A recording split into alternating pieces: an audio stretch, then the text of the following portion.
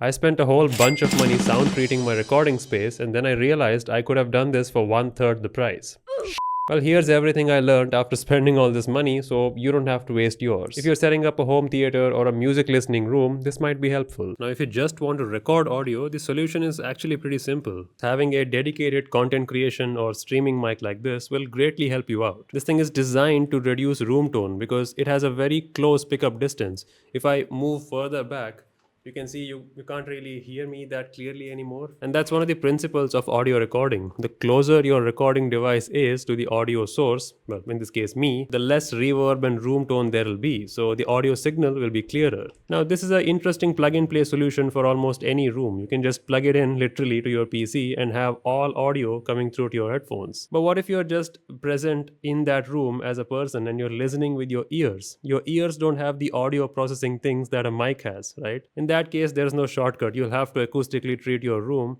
Let's see if we can do that. Oh man, really? That much for a bunch of foam? Okay, I mean, it is a business expense, so might as well. Very interesting. I mean, it's a business expense. I don't want to buy it. It's just okay. Well, let's see if this foam makes a difference. I haven't installed it, and it kind of sounds like this, which is not bad, but probably not great. Let's see what happens after I place some around these walls. What follows is a brief construction montage.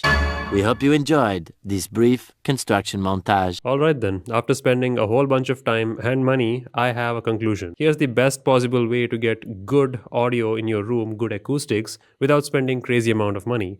Get foam for your ceilings. Yeah, I actually realized it isn't the walls but the ceiling which is the worst offender for reverb. I mean, look, if I stand here with the bare ceiling where there's nothing on there, it sounds like this with a little bit of reverb. But if I step like a couple of feet to this side where there is just a little bit of foam on the ceiling, here's the difference it makes. Hopefully you can hear it. I can clearly hear it, like it's perfectly audible in real life. This area has lower reverb and there's nothing else except a few curtains and just some foam on the ceiling.